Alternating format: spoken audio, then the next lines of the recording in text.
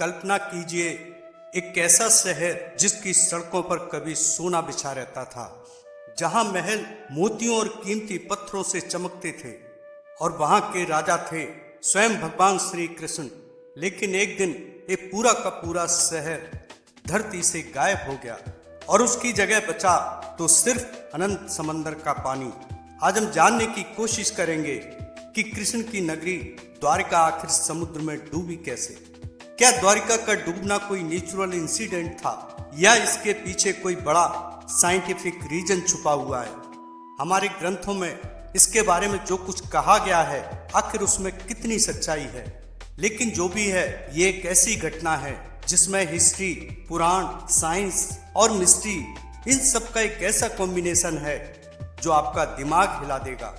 भारत के पश्चिमी तट पर अरब सागर के किनारे बसी द्वारिका, जो कि सबसे प्राचीन और पवित्र शहरों में से एक मानी जाने वाली हिंदू सभ्यता थी। महाभारत और हरिवंश पुराण के अनुसार जब मथुरा पर लगातार हमले होने लगे, तब भगवान कृष्ण ने यदुवंश की रक्षा के लिए एक नया शहर बसाया जिसका नाम रखा द्वारिका।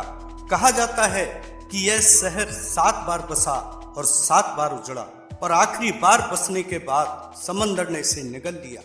प्राचीन ग्रंथों के अनुसार इस शहर समुद्र के ऊपर कई आइलैंड्स में फैला हुआ था। इसकी दीवारें बहुत विशाल और रास्ते भी काफी चौड़े हुआ करते थे। यहाँ पर 900 से भी अधिक बड़े महल हुआ करते थे और यह शहर इतना संपन्न था कि इसे सोने की नगरी कहा जाता था। लेकिन इतना प्रॉस्परस और इतना पावरफुल शहर आखिर पानी के नीचे कैसे चला गया?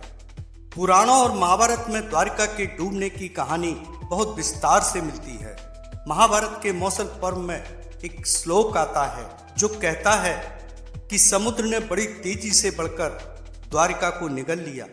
कहानी के अनुसार महाभारत युद्ध के बाद यदुवंश में आपसी संघर्ष शुरू हुए। एक घोर विनाशकारी गृह युद्ध हुआ जिसे प्रभास युद्ध कहा जाता है। यदुवंश नष्ट हो गया, कृष्ण ने देह छोड़ दी और इसके ठीक बाद समुद्र का वाटर लेवल बढ़ना शुरू हुआ, जिससे समुद्र की लहरों में अचानक उफान आ गया। जमीन पानी में धंसने लगी और महल एक एक कर पानी में समा गए।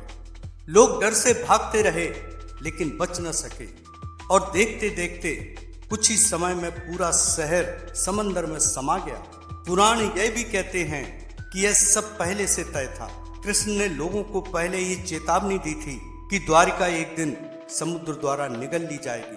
अब सवाल ये उठता है कि क्या यह सिर्फ एक माइथोलॉजिकल इंसिडेंट है या इसके पीछे कोई नेचुरल साइंटिफिक रीजन भी था? यह 1983 से इंडिया गवर्नमेंट और इंस्टीट्यूट ऑफ मैरीन आर्कियोलॉजी ने द्वारिका के पास समुद्र के भीतर रिसर्च शुरू की और वहां पर जो मिला उसने दुनिया को चौंका दिया। समुद्र में 30 से 40 मीटर गहराई पर प्राचीन शहर के अवशेष मिले, जिसमें विशाल पत्थर की दीवारें, स्टोन के बड़े बड़े पिलर्स, बंदरगाह जैसे स्ट्रक्चर, सड़कों का नेटवर्क, धातु के बने हुए औजार और प्राचीन मूर्तियां। ये सब कुछ साफ साफ दिखाता है कि यहाँ कभी एक बड़ा और विकसित शहर था। कुछ लकड़ी के अवशेषों की कार्बन डेटिंग करने पर पता चला कि उनकी उम्र 3.5 से 5,500 साल के बीच थी, यानी महाभारत काल से मिलती जुलती। द्वारिका के डूबने का सबसे बड़ा कारण समुद्र में वाटर लेवल का बढ़ना था। साइंटिस्ट का मानना है कि लगभग 3 से 4,000 साल पहले पृथ्वी के टेम्परेचर में चेंजेज आने से ग्लेशियर का पिघलना शुरू हुआ। समुद्र में जियोलॉजिकल मूवमेंट्स की वजह से अरब सागर का लेवल तेजी से बढ़ा। समुद्री तल में ऐसे निशान मिले हैं जो बताते हैं कि उस समय कोस्ट लाइन अचानक पीछे हट गई, यानी समुद्र भूमि की ओर बढ़ा। कुछ हिस्सों में समुद्री तल पर धंसने के निशान मिले हैं, यानी जमीन नीचे गई और पानी ऊपर बढ़ा। ये दोनों घटनाएं मिलकर किसी भी तटीय शहर को डुबोने के लिए सक्षम थी। यानी विज्ञान भी कहता है कि द्वारिका का डूबना नेचुरल तो था, लेकिन बेहद तेज और विनाशकारी।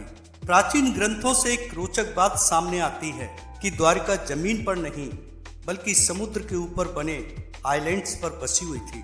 पुराण बताते हैं समुद्र देवता वरुण ने भूमि प्रदान की और शिल्पी विश्वकर्मा ने द्वारका के किले बनाए थे। यह 7 द्वीपों पर फैला हुआ शहर था समुद्र के बिल्कुल करीब या समुद्र पर बसा कोई भी शहर हमेशा खतरे में रहता है। जैसे आज वेनिस, मालदीव और इंडोनेशिया के कई आइलैंड समुद्र में डूबने की कगार पर हैं। इसलिए संभव है कि द्वारिका की जियोग्राफिकल कंडीशन ही उसके विनाश की सबसे बड़ी वजह बनी हो। द्वारिका के डूबने में भूकंप और सुनामी भी एक वजह हो सकती हैं। अरब सागर में अर्थक्वेक एक्टिविटी हमेशा से होती रहती है। कई साइंटिस्ट का मानना है कि एक बड़ा अंडर वाटर भूकंप आया होगा जिससे समुद्री तल में दरार पड़ गई होगी और पूरा भूभाग धंस गया होगा। उसके बाद सुनामी जैसी लहरें उठी होंगी जिससे पूरा शहर पल भर में समंदर में समा गया होगा। आज भी गुजरात का कच्छ एरिया अर्थक्वेक प्रोन है, जहां पर कई बड़े बड़े भूकंप आ चुके हैं।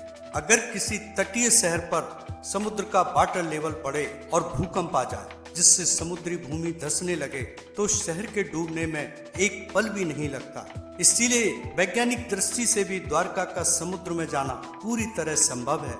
कहते हैं कृष्ण ने द्वारका के डूबने की पहले से ही भविष्यवाणी कर दी थी। महाभारत में एक घटना मिलती है जिसके अनुसार कृष्ण ने कहा था, जब मेरा समय पूरा होगा द्वारिका समुद्र में लीन हो जाएगी। इसे कई लोग धार्मिक दृष्टि से देखते हैं, लेकिन कुछ हिस्टोरियन का मानना है कि कृष्ण को कोस्टल ज्योग्राफी की बहुत नॉलेज थी। उन्हें पता था कि द्वारका का भूभाग स्थिर नहीं है, समुद्र धीरे धीरे बढ़ रहा था और एक दिन यह शहर सुरक्षित नहीं रहेगा। इसीलिए उन्होंने यदुवंश को समय रहते द्वारिका छोड़ने की सलाह दी थी, जिसे कई लोग मानकर तटीय इलाकों से बाहर चले भी गए थे, लेकिन जो बचे वो प्रकृति के इस विनाश से बच न सके। अब सवाल ये उठता है कि क्या पूरी द्वारिका समंदर में समा गई थी? आज की द्वारिका जो गुजरात में है, जिसे हम मंदिर के रूप में देखते हैं, वह पुरानी द्वारिका के ऊपर बसी है। लेकिन असली प्राचीन द्वारिका समुद्र में 20 से 40 मीटर गहराई पर है।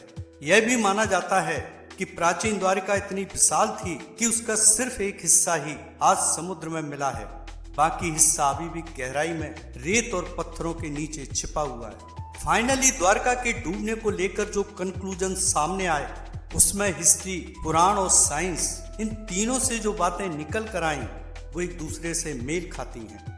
जिनके अनुसार द्वारिका डूबने के मुख्य कारण निकल कर आए हैं। हजारों साल पहले समुद्र का वाटर लेवल बढ़ना, जमीन के धंसने की वजह से तटीय जमीन का नीचे बैठ जाना, अरब सागर में आए बड़े भूकंप और समुद्री हलचल, द्वारिका का समुद्र पर बने आइलैंड्स पर होना, महाभारत के बाद हुए सोशियो पॉलिटिकल उथल पुथल जिसकी वजह से पैदा हुआ युद्ध और ग्रह कलह ने शहर को कमजोर किया।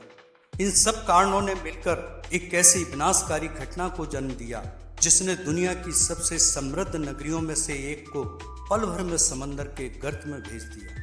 वैज्ञानिकों की टीमें अभी भी समुद्र के भीतर खुदाई कर रही हैं। हर कुछ सालों में नए अवशेष मिलते हैं जो बताते हैं कि द्वारका सिर्फ एक कथा नहीं बल्कि एक वास्तविक और अत्यंत उन्नत शहर था।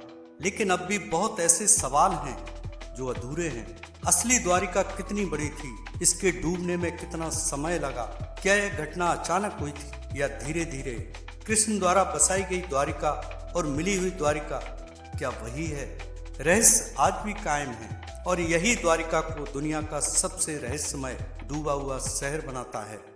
समुद्र ने भले ही द्वारिका को निगल लिया, लेकिन उसकी चमक, उसका इतिहास और कृष्ण की वह दिव्य लीला आज भी दिलों में कायम है।